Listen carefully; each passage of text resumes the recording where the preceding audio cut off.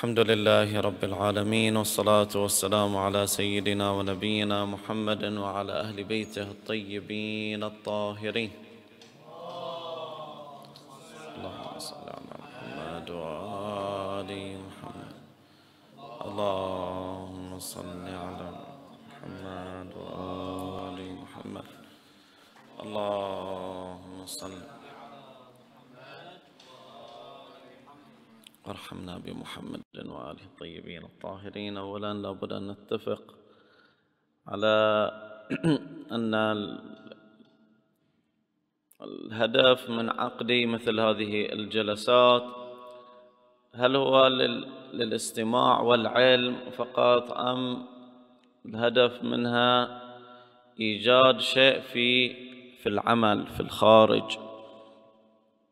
إذا كان المراد والهدف من الحضور التعازم على هذه الجلسة، الحمد لله الله عز وجل كتب لك ولي التوفيق بأن حضرنا في هذا المسجد المبارك لأجل العلم، فيكفي أن الواحد يستمع.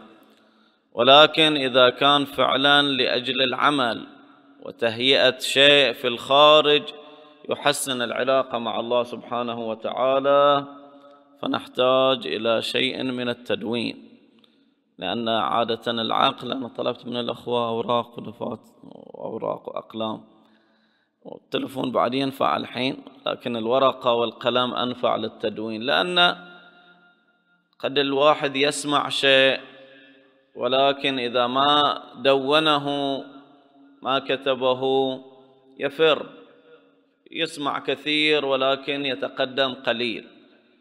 يصير التقدم قليل، لماذا؟ لأنه لا يوجد شيء عنده على وجه الخارج يبي يحققه. فإن شاء الله العزم والنية على العمل، تصحيح المسار، خصوصا في هذين الشهرين المباركين. والتدوين الحين علم، صار فن من فنون تطوير الذات والشخصية، تدوين الملاحظات. تدخل اليوتيوب تشوف مسائل التنموية، يقول لك تدون مذكراتك، تدون الخطط، تدون الأهداف. إذا ما كانت عندك خطة مكتوبة، ما كانت عندك أهداف مكتوبة، فأنت تمشي على البركة. الحين سنة جديدة له، دخلنا 2024، مفروض من بداية السنة الواحد كاتب له خطة. العام الماضي أحد المؤمنين في أعمارنا، يعني 25 و30 سنة، كتب له خطة قرآنية يمشي فيها في القرآن الكريم. طلع بحصيلة نهاية السنة ختم 8 ختمات في القرآن الكريم، ما عمره سواها قبل. الوقت موجود والساعة موجودة، ولكن الهدف مو موجود والخطة مو معمولة. فإذا كل يوم يشوف، كل أسبوع، كل شهر، يقول والله أنا عندي أبي أقرأ القرآن، وأقرأ القرآن ختمة من البداية للنهاية، فكم ختمة أقدر أطلع؟ أنت بعد من السنة اكتب لك شيء في القرآن الكريم، شوف نهاية الله يعطينا العمر ونخلص سنة 2024، شوف كم ختمة قدرت تختم للقرآن الكريم. نبدأ بعد الصلاة على محمد وآل محمد. محمد وآل محمد. اللهم صل على محمد وآل محمد. اللهم صل على محمد. ولا بيدون في التلفون بعد زين، تلفون أو ورقة، على كل حال يدون النقاط الرئيسية اللي يشوفها تناسب وضعه وتناسب حاله، ويمكن يقدر يطبقها على أرض الخارج. حياكم شباب، تفضلوا. النقطة الأولى، أولا لابد أن نضع لنا عنوان لشهر رمضان، أو قل عنوان لأشهر العبادة، وهذا العنوان يعتمد على كل إنسان وشخصيته. أمثالي الغائصين في الذنوب والمعاصي يسمي شهر رمضان شهر التوبة، عنواني لأشهر العبادة وأشهر النور. هذا اللي نازل تحت في قعر البئر لابد أن يحاكي نفسه على أنه يريد أن يتوب إلى الله عز وجل، فيسمي هذا الموسم موسم التوبة، فيجدد التوبة ويعزم على التوبة ويقرأ دعاء التوبة ويصلي صلاة التوبة ويبحث عن الآيات التي تتحدث عن التوبة حتى يقوي إرادته على التوبة. واحد يقول الحمد لله أنا أموري طيبة، أموري زينة، ما عندي ذنوب ومعاصي، أمورنا الحمد لله جيدة، نؤدي الواجبات ومنتهين من المحرمات. هذا بالنسبة إليه شهر رمضان لابد أخلي له عنوان، هذا بالنسبة إليه شهر رمضان شهر الثبات، شهر الاستقرار، شهر التزود، شهر الارتقاء. فرق كبير، انتبه وياي، فرق كبير بين أن واحد يدخل شهر رمضان وهو ملوث متعب مرهق، يبي له كم يوم يا الله ينظف ويطهر ويتوجه، بخلاف واحد يدخل شهر رمضان الحمد لله هو من هالأيام جدد التوبة وصار ينظف ينظف ينظف ويطهر، فما يدخل شهر رمضان إلا هو على حالة من اللياقة الروحية، حالة من الاستعداد الروحي. فهذا بالنسبة إليه شهر رمضان مو يطلع من تحت البئر إلى البئر، لا، هذا من البئر يبي يرتقي، يبي يصعد، يبي يتألق. واحد بالنسبة إليه شهر رمضان شهر القرآن، يقول هذا موسم أقرأ فيه القرآن، طول السنة أنا تعبان ويا القرآن، هذا شهر رمضان بالنسبة لي أقرأ جزء في اليوم، جزئين، 3 أجزاء، ختمة، ختمتين، 3 ختمات. واحد يقول أنا شهر رمضان بالنسبة إلي شهر العلم، واحد يقول أنا بالنسبة إلي شهر رمضان شهر اللذة، شهر الأنس. هذا عم نتكلم على مستوى مؤمنين مو غير مؤمنين، ذاك بعد يخلون لهم عناوين لشهر رمضان. واحد من يسأل أحد الخطباء أنتم من متى تعدون مواضيع شهر رمضان؟ قال له إحنا 3 أشهر قبل شهر رمضان، 4 أشهر نعد إلى شهر رمضان. قال له ذاك فنان أو مطرب أو شيء، قال إحنا نعد من شهر رمضان، من نخلص شهر رمضان نعد إلى شهر رمضان الذي بعده، حتى يقتلون إيمان الناس ويميعون أخلاق الناس ويبثون في شهر رمضان السموم والحفلات والطرب، يعدون إلى شهر رمضان سنة كاملة.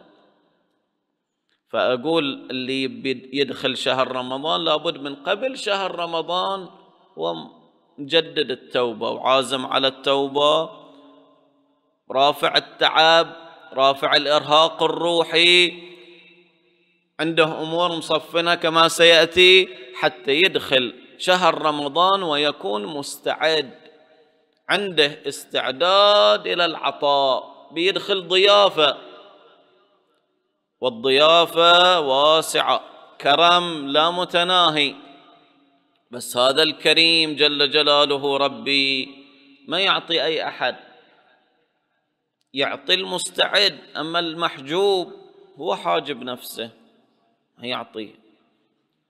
لو عندكم مضيف هني شهر محرم، واحد جايب له اقدر، جايب له صفرية كلها حمس، كلها وصخ، كلها ملوثة، قال له تعال حط لي، صاحب المضيف يقول له أنا ما أعطيك، مو بخيل أنا، بس أنت إناءك وصخ، روح غسل صفرية وتعال شوف أعطيك لو ما أعطيك. أنت مو مهيأ، أنت مو مستعد، أنت ما فيك لياقة. ولهذا يدخل بعض الأحيان واحد الشهر ويطلع من الشهر ولا يحس يطلع هذا رجب خلص، دخلنا رجب وطلعنا رجب، يمكن واحد ما صام له يوم واحد. دخلنا رجب وطلعنا من رجب، يمكن واحد ما صلى صلاة ليل واحدة. دخلنا رجب وطلعنا من رجب، ويمكن وهكذا تصير حالة جفاف في العلاقة بينه وبين الله عز وجل. يأمل شهر رجب حال سائر الشهور، لا، شهر رجب ليس حاله حال الشهور. إنما إذا أنا كنت محجوب ما أحصل شيء، وأما إذا لا ما كنت محجوب. يعني شنو محجوب؟ يعني أنا مخلي على قلبي قفل، أنا مخلي على روحي رين، ما زلت الرين، أسمع ولا أتأثر، أوعظ ولا أتعظ، غافل. الله لا يجعلنا من الغافلين. غافل موسم، يعني مثلا هذه مر علينا قبل كم يوم المبعث الشريف. المبعث رحمة من رحمات الله. الشيخ عباس القمي يقول هذا عيد من الأعياد. يمكن واحد من أعمال المبعث كثرة الصلاة على محمد وآل محمد.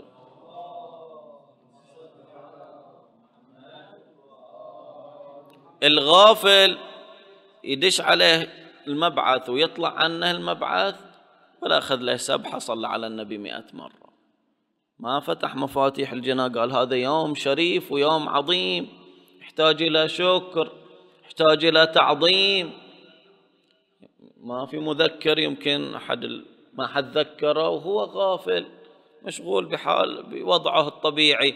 لا، يقولون لك هذا باب، وهذا شهر شعبان باب من أبواب الرحمة، والنصف من شعبان باب من أبواب الرحمة، وجاينك شهر رمضان هو الباب الواسع للرحمة. إذن النقطة الأولى، خل إليك عنوان إلى شهر رمضان. بالنسبة إليك شهر رمضان شهر شنو؟ أنت بالنسبة إليك شهر رمضان شهر شنو؟ النقطة الثانية، لابد أن نتخلص من أشياء قبل أن ندخل شهر رمضان. الأمر الأول، لابد سجل واحد، لابد أن نقلل قدر الإمكان الحجب. والحجب هي الذنوب والمعاصي. واحد لابد يصير صادق مع نفسه، لابد يصير صادق في علاقته بالله سبحانه وتعالى، لا يداهن نفسه. النفس تغرر بالإنسان، تقول له أنت وضعك زين، لا، هو وضعه مو زين، وأنت أعرف بحالك، أنت وين عندك نقاط الضعف اللي تقع فيها عادة. عيونك ما تقدر تسيطر عليها، قول هذه ثغرة من ثغرات الشيطان، وهذه خطوة من خطوات الشيطان. اللي يفلت عينه في شهر رمضان يحرم. لسانك ما تجوده على الولد، على الصديق، على الزوجة، انتبه، هذا اللسان حجاب. سمعك، معاملك الجافة، ظلمك إذا كنت رئيس عمل إلى الآخرين، اعرف وين الحجب اللي تحجب فيها، اعرف وين المصايد اللي الشيطان يصيدك فيها. هذه لابد أن تقلل. بعد تعدم شيء جيد، ولكن تعدم يحتاج إلى مجاهدة كبيرة، ولكن أقول تقلل. الصلاة والله مو هالقد، محافظين على الوقت، هذه ثغرة، هذه خطوة.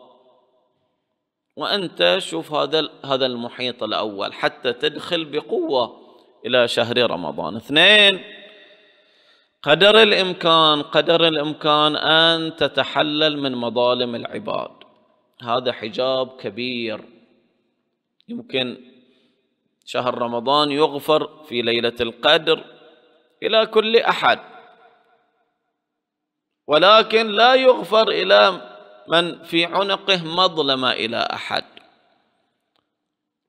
مظلمة مالية، مظلمة معنوية، قريب بعيد،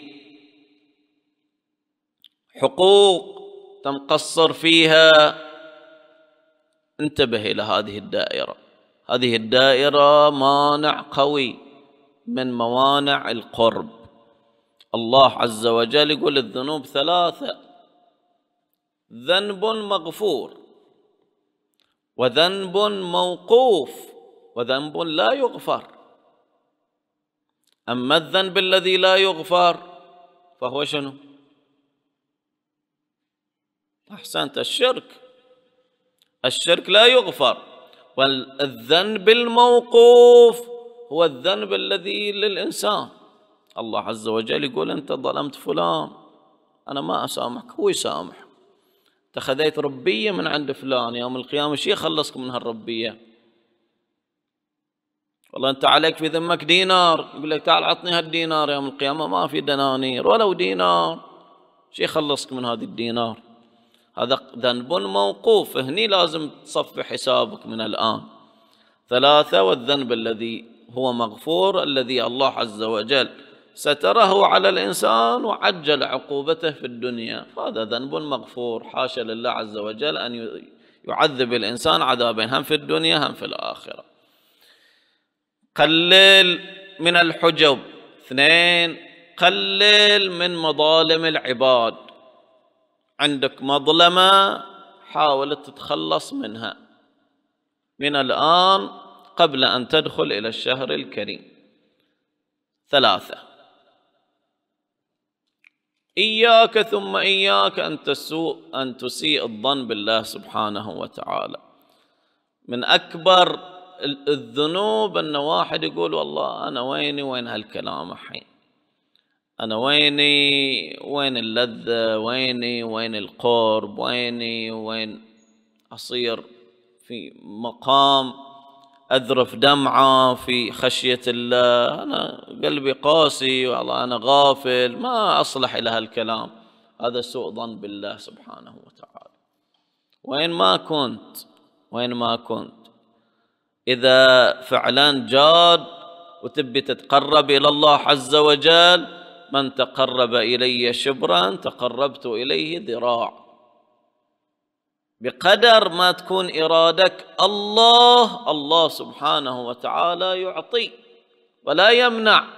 أن واحد يقول لا أنا ذنوبي كثيرة وأنا عمري كبير وطافني القطار والله ما أقدر وما أصلح، هذا سوء ظن بالله عز وجل. لا، كل واحد له علاقته الخاصة بالله سبحانه وتعالى. واحد مذنب ما في ذنب ما ارتكبه، ويوم من الأيام حانت له فرصة مع امرأة أجنبية فأراد منها الحرام، فرآها تهتز ترتعد، قال لها أمة الله ايش فيك ترتعدين؟ مفروض أنا أرتعد مو أنتين، هل أتيت هذا العمل من قبل؟ قالت لا.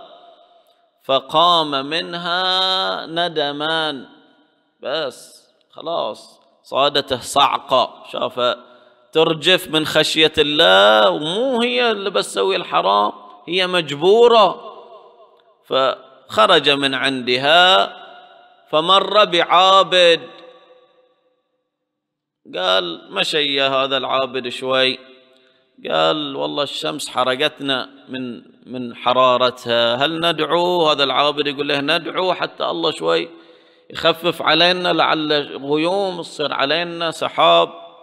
قال نعم، لكن أنا هذا المذنب يقول أنا ما عندي شيء أدعو، أنا أسود الوجه، أنت ادعو وأنا أؤمن. فهذا العابد دعا وهذا العاصي أمن. فعلا صار شيء في السماء غطى عليهم حرارة الشمس وصاروا يمشون. بعد ذلك أرادوا أن يفترقا، واحد يمين وواحد يسار، افترقوا، وإذا هذا الظلال في السماء راح ويا العاصي ويا المذنب. جاء العابد قال له ترى الله استجاب الدعاء، مو دعائي دعائك أنت. قال أنا ما عندي شيء، ولكن توي الحين تايب إلى الله، توي عزمت على توبة فالله سبحانه وتعالى أحبه فاستجاب الدعاء لأجله. فلا تسوء الظن في الله، الله عز وجل رحمته واسعة، ولا ما يحس برحمة الله عز وجل هذا المحجوب. رحمة الله واجد عليك، انت طالع وجودك، طالع بس وجودك شقد الله عز وجل أفاض علينا من الرحمة. أبوك وأمك رحمة كبيرة، نطفك الطيبة الطاهرة رحمة كبيرة، طعام اللي تاكله الحلال رحمة كبيرة، ولاية أمير المؤمنين رحمة لا تقاس.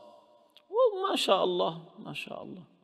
حبب إليكم الإيمان شنو؟ وزينه في قلوبكم. لو الله ما دفعك ما جيت مجالس واجد، في مجالس واجد تشغل الإنسان وتلهي الإنسان. وش اللي خلى الدافع عندك؟ لا الإعلان ولا أصدقائك ولا المتكلم، في شيء دافع يدفعك. هذه رحمة من رحمات الله، لا تحجبها عن نفسك. ثبت رجولك على مثل هذه الأشياء، الله عز وجل يعطيك. إذا في مكان واحد يسمع فيه لابد أن يثبت القدم عليه. وهذه النقطة الرابعة. النقطة الرابعة، يحتاج الإنسان يحتاج مؤثرات خارجية مستمرة. لابد لك من مؤثرات خارجية، وهذه تكون على نحو الاستمرار. تخيل شهر كامل ما سمعت شيخ من الشيوخ يتكلم، حالتك الدينية المعنوية تبقى كما هي. لو تنزل لو تصعد ما أتصور أنا تصعد. ليش؟ لأنه ما سمعت شيء يدعوك إلى الالتزام، ما سمعت شيء يدعوك للعمل، ما سمعت شيء يدعوك للإخلاص، إلى التقوى، إلى وظيفة العالم، وظيفة الخطيب، وظيفة المتكلم يدفعك إلى الآخرة، يدفعك إلى الله عز وجل. فأنت تحتاج يوم جمعة إذا واحد يتكلم خطيب جيد عنده خطبة جمعة مذكرة بالله تنفعنا في الدين نحضر. لا أخلي أسبوع كامل يمر علي وما أسمع شيء يقوي إرادتي. حتى احنا طلبة علم بعض الأحيان إرادتنا تضعف، نحتاج نصعد إرادتنا فوق. نسمع من اللي بنقوله من الأشياء أن الواحد يقرأ قرآن. يقرأ قرآن شلون؟ الحين في شباب وفي متوسطي الأعمار، في شوي أكبر في الأعمار. وين واحد يبدأ؟ لابد يحاول يصعق روحه حتى يبدأ بشكل جيد. الحين تونا اليوم 1 شعبان، شوف إلى نهاية شعبان كم جزء تقدر تقرأ. الأمر الخامس، خليك ورد قرآن يومي، وهذا يقوي روحك على قراءة القرآن في شهر رمضان. في شهر رمضان خذها من الحين، سجلها، لا ترضى لنفسك إلا بختمة قرآنية كاملة أنت تقراها، مو مشاركة. لا ترضى لنفسك إلا بختمة قرآنية كاملة. وين أقدر؟ أقول لك من الحين استعد، مرن روحك، مرن روحك من الحين. اقرأ قرآن في كل يوم. هذه الروح تقوى، هذه الروح تنضج. نضوج الروح والقلب مو متعلق بالبدن، لا. يمكن واحد مفتول العضلات يشيل حديد وجسمه معضل، يقول له قوم صل ركعتين ما يقدر، ثقيلة عليه. مو جسمه ضعيف، روحه ضعيفة. واحد شايب 70 سنة، جدك الله يطول عمره ويرحمه، كبير السن، تشوفه يقوم يصلي صلاة الصبح في وقتها، ويصلي ركعتين قبل صلاة الصبح وصلاة الليل. هذا جسمه ضعيف ولكن روحه قوية. والثاني جسمه قوي بس روحه ضعيفة. الدعاء يمكن ياخذ منا 3 ساعة، يمكن ياخذ منا ربع ساعة. ليش نتملل ونتعب؟ روحنا ضعيفة، مو جسمنا ما يقدر. لا، جسمنا قوي، الجسم قوي بعد شبابه بصحته وعافيته، ولكن أرواحنا تصير ضعيفة. والروح القوية لابد أن تسقى. شلون تسقيها؟ أقول لك هذا برنامج قراءة القرآن، ورد قرآني في كل يوم، نص جزء يعني حزب من القرآن جيد. أنت عندك يعني همة كبيرة، سوي لك شوي ورد صباحا ورد ليلة، يعني تقرأ الصبح شيء وتقرأ في الليل شيء، استمر طول شهر شعبان، شوف كم تقدر. انت خلنا نفسك ميزان، لا تقرأ على البركة، خطأ ان الانسان يقرأ على البركة ويأمل روحه انه قرأ شيء من القرآن وهو ما قرأ شيء من القرآن. وقت اللي يصير عنده فراغ يفتح القرآن، وين ما هذا يقرأ، يتصور انه قرأ. لا، خذها من عندي واقرأ القرآن على نحو الترتيب، من بداية الحمد والبقرة وانت نازل، وبشوف روحك ايش قد تقرأ. هذا ميزان إليك، ميزان عمل، مو جاي تستمع أنت، جاي تبي تشوف صدق يعني في تقدم لو ما في تقدم. إذن ورد قرآني يكون للإنسان قبل أن يدخل شهر رمضان. حتى شهر رمضان إن شاء الله أقول ختمة، إن شاء الله بعضكم يختم ختمتين وثلاث وأربع إن شاء الله، ولكن لابد من الواحد قبل أن يدخل الشهر الكريم لابد أن يقوي روحه حتى يقدر على هذا الشهر الكريم. من النقاط وصلنا كم؟ 6. من النقاط الجيدة، وهذا ما يؤكد عليها الشيخ المصباح اليزدي، إنسان ضعيف، الإنسان ضعيف خصوصا في علاقته بربه، خصوصا في علاقته بربه.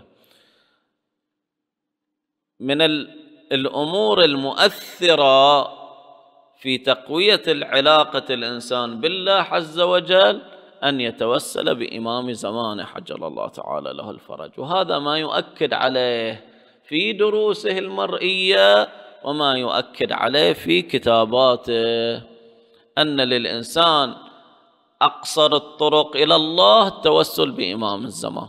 وإحنا جاينا مولد الإمام عليه السلام، منها أن الواحد يتوسل بالإمام، يقول له ترى أنا من شيعتك وأنا تعبان وأنا شوي أموري مو جيدة، ساعدني، وأنت يا سيدي ويا مولاي مطلوب منك الهداية، أبيك تهديني، أبيك تهديني، تدعو لي، توفقني، تسددني. تكلم ويا الإمام، اطلب من الإمام، الإمام مو أصمخ ما يسمع، ولا أخباره ما توصل، ولا أخبارنا ما توصله، لا، الإمام مطلع على كل صغيرة وعلى كل كبيرة، والله يساعد علينا، مطلع على كل صغيرة وعلى كل كبيرة. فلو كتبت له رسالة اكتب له رسالة، ولا تستحي بينك وبين الإمام، اكتب رسالة، تكلم، توسل بلسانك، قاعد 5 دقائق قول يا سيدي أنا على بابك، هذا مولدك اليوم وأنا أبي، مفروض احنا عيد ميلادك احنا نعطيك هدية، نبي الهدية من عندك.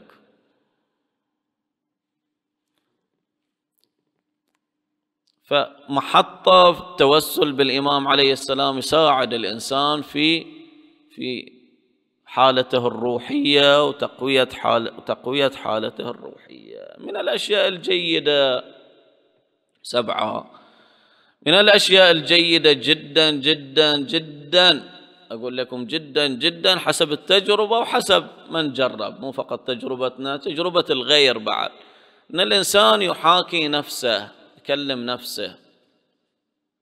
حين تنجيتون تقول لنفسك ترى أنا بروح المسجد، وهذه أبي أسوي لي برنامج، والله بروح المسجد قربة، تتحاشي نفسك قربة إلى الله تعالى. من تقعد من الصبح قل لنفسك أنت، قل لها شوي خفي علينا، خلنا نرتاح اليوم، أنا أبي أصلي صلاة جيدة، يا نفس اتركيني يا نفس، أنا اليوم أبي أقرأ قرآن، يا نفس أنا أبي هالشهر شهر شعبان أصلي صلاة ليل ولو ليلة جمعة. حاج نفسك، كلم نفسك، لا تخلي نواياك كلها قلبية، لا خلها لسانية.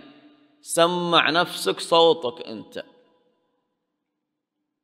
قاعد تحكي ويا النفس. والله اليوم نظرنا نظرة مو جيدة، الوالدة قالت لنا كلمة وردينا عليها كلمة، اليوم ما سلمنا على أمنا اليوم، وهكذا. تكلم ويا النفس، تكلم ويا روحك.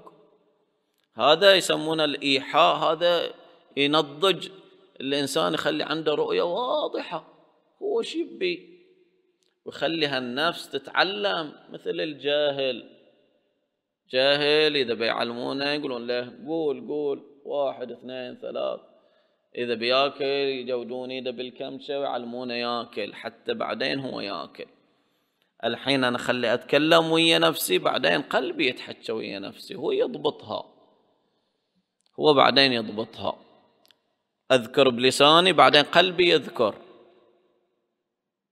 مو أذكر بلساني ما علم قلبي، لا، قلبي بتعلم ذكر الله يتعلمه من خلال اللسان. إذن أيضا من الأشياء اللي تخليها جيد في إعدادك كثرة الكلام مع النفس.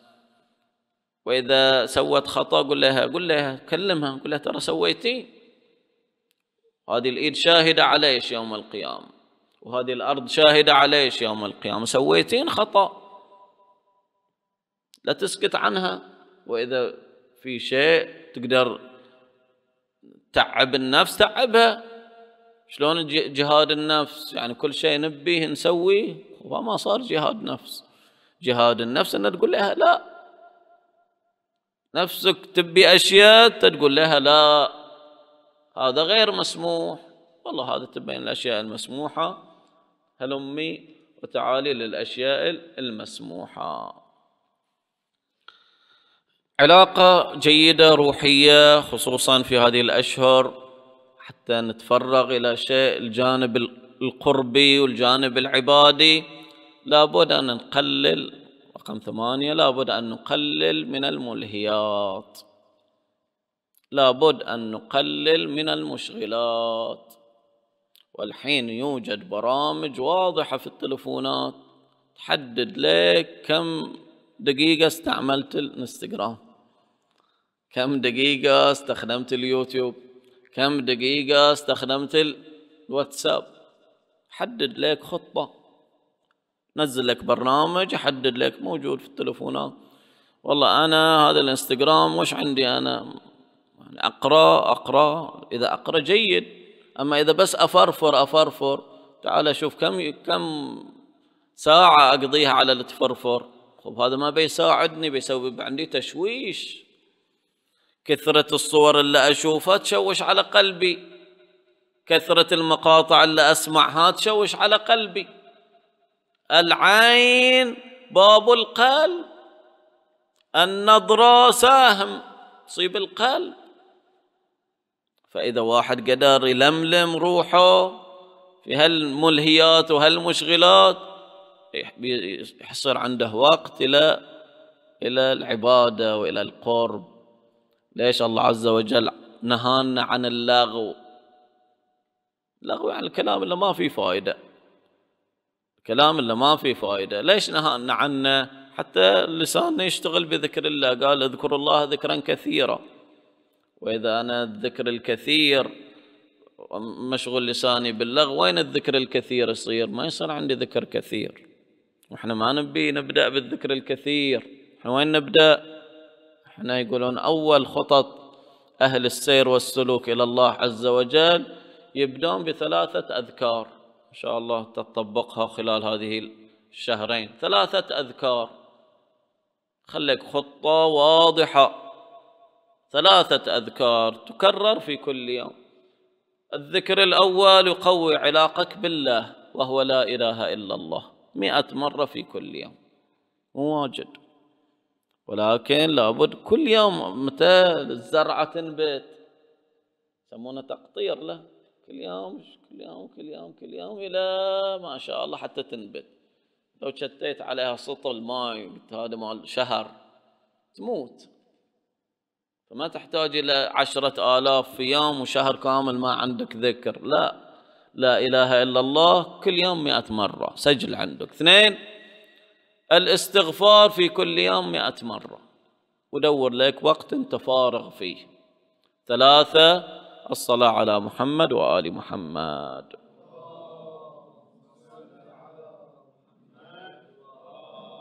في كل يوم 100 مرة. 1 يقوي علاقك بالله، والثاني ينظف الاستغفار يمحي، 3 يقوي علاقك بالنبي وآل النبي. كثرة الصلاة على النبي، الله عز وجل بصلاتنا على النبي، احنا نصلي على النبي؟ لا، الله يصلي على النبي. ظهر الله يصلي على النبي، احنا ما نقدر نصلي على النبي. احنا نقول اللهم صلي، انت يا ربي صلي على النبي. أنا أصلي ولكن في صلاتي أطلب من الله أن يصلي على النبي. والله عز وجل يصلي على النبي يعني شنو؟ يعني يرحم النبي، يزيد النبي رحمة. فإذا الله عز وجل أفاض الرحمة على النبي، النبي توصلنا رحمة النبي توصلنا احنا. هذين يسمونهم وسائط الفيض. احنا في زماننا حين صاحب العصر والزمان عجل الله تعالى له الفرج واسطة الفيض بين الله وبيننا. بوجوده ثبتت الأرض والسماء، بيمنه رزق الوراء. أنا وياك نتنفس بركة أنفاسه، لولا أنفاسه ساخت الأرض بمن عليها، ما بقت أرض ولا شيء. الأمر الأخير خلك محطة في محاسبة النفس. صير صادق ويا نفسك، صير جاد ويا نفسك، اقعد ورقة وقلم حاسبها. إذا فعلا تبي تتقدم حاسبها. قل لها اليوم قضينا 10 ساعات وش سوينا فيه؟ يمكن أول يوم، يومين، 3، 4، 10، شهر تتفشل من نفسك، والله يوم كامل ما قدمت شيء لنفسي. معله الله، ليش الله عطنا 70 سنة؟ مو حتى نوصل إليه في شهر واحد، لا، إنسان ما يقدر يوصل إلى الله في شهر واحد، طفرة، والطفرة قليلة. لا، الله يبيك توصل إليه في هالسنة، في العمر كامل، كل يوم تمشي شوي. كنا أحاسب نفسي باكر أشوف والله ما قدمت شيء، ما عندي شيء يذكر جيد في حياتي المعنوية. باكر ولا ذا بعده ولا بعده بتتفشل من نفسك وتقول لا أبي أسوي شيء، أبي أسوي شيء. فاللي يخلي في باله شيء يحصل، ولا ما يخلي في باله أنه بيزور الحسين ليلة الجمعة، ما يزور الحسين ليلة الجمعة، ويمر عليه شهر ولا يزور الحسين. بس في باله أنا من برنامجي الروتيني أن ليلة الجمعة بعد الصلاة أزور الحسين. هذا روتين المؤمن، ليلة الجمعة يزور الحسين، خلاص. اللي مو في باله يجي على ليلة الجمعة 1 و2 و3 ولا يدلي وانت اتجاه كربلاء ولا يزور.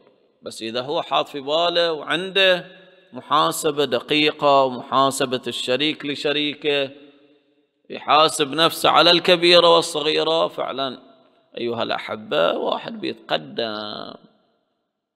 يقول عز وجل والذين جاهدوا فينا لنهدينهم سبلنا. الله أعطى وعد، بس الوعد متعلق بنا احنا فعلا لابد أن نكون صادقين وجادين في الاستقامة والثبات. والله عز وجل والذين اهتدوا زادهم هدى. فتية آمنوا بربهم، فتية آمنوا بربهم فزدناهم هدى. فتية، وهذا الظاهر فتية شبابهم، لو ما الظاهر أنهم شباب، يبين أنهم كبار في السن، ولكن المفسرين يقولون روحهم روح الشباب. الفتوة والرجولة، ولا هم كبار في السن أصحاب الكهف، ولكن روحيتهم روحية شباب. إلى هنا انتهى الكلام الذي عندي. استقبل إذا في شيء يساعدنا وإلا نختم. نعم. خب الارتباط بعلاقتنا ببعض الأحيان احنا أعظم ارتباط بإمامنا صاحب العصر والزمن ليس الارتباط الحسي المادي، يعني جسمي يلامس جسمه أو عيني تشوف جسمه، هذا مو ارتباط مقدس. الارتباط المقدس بيني وبين إمام الزمان أن تكون عقائدي متوافقة مع عقائده، أخلاقي متوافقة مع أخلاقه. إذا فعلا أنا صرت عقيدة وخلقا متوافق مع إمام الزمان، هو إمام الزمان يفيض. الحين شلون الواحد لابد له من طريق علمي، لابد أن يسلك طريق علمي حتى يوسع معرفته بإمام زمانه ويوسع معرفته بدينه. نعم الحالة الوجدانية بينقل هذه الحالة العلمية إلى الحالة الوجدانية، يخلي له شيء يذكر فيه الإمام، يزور زيارة آل ياسين، هذه تذكره بإمامه. والله أحد العلماء شفتهم أنا من يأذن أذان الظهر عنده برنامج شفته شهور في النجف الأشرف، من يأذن أذان الظهر رفع يده يدعو للإمام صاحب العصر والزمن، اللهم كن لوليك الحجة ابنه. برنامجه يوميا يقولوا عنده هذا الفترة يدعو للإمام. عنده واحد زيارة آل ياسين دعاء، دعاء الحجة دعاء، واحد والله توفقت إلى حج وتوفقت إلى عمرة تقول هاي الطواف أنا أطوف للإمام. والله عندي صدقة قبل أن نقول هاي الصدقة ليش نقول لك حدث نفسك، حدث نفسك. إذا بتخلي الصدقة قول لنفسك ترى هذه الصدقة، قل لله هذه الصدقة لحفظ مولانا صاحب العصر والزمن، قول. هذه كلها تستحضر من ذكر لساني إلى ذكر قلبي. وبعد ذلك يخلي له شيء كلام خاص هو مع إمامه، كلام الخاص يفتح له آفاق، يخلي له شيء شهري، شيء أسبوعي، شيء يومي، 5 دقائق 10 دقائق إلى آخره يتكلم مع الإمام. وإحنا ليش ما نتكلم؟ لأن صايرين محجوبين، ظننا الإمام ما يسمع، وهو يسمع، ما يوصله. نعم يوصله. ندبة شيء جيد مع الإمام.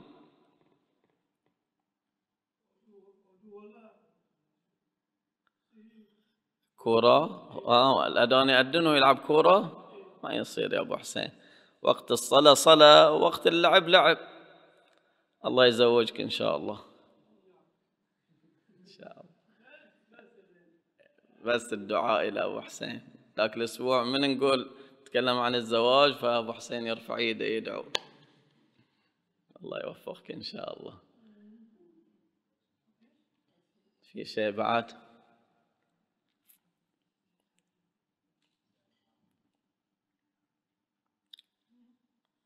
عليكم السلام ورحمة الله وبركاته. صلى الله سبحانه وتعالى. أنا كنت إياكم السنة اللي طافت نفس هذا، إذا أحد يتذكر شهر شعبان مرينا عليكم، السنة نجدد اللقاء بعد في شهر شعبان إن شاء الله. تصير هذه جلسة سنوية في شهر شعبان، نلتقي بكم إن شاء الله ونسعد بشوفتكم ولقائكم. صلى الله سبحانه وتعالى أن يوفقنا وإياكم لمراضيه وأن يجنبنا معاصيه، إنه على كل شيء قدير. وأفلح من يصلي على محمد وآله الطاهرين.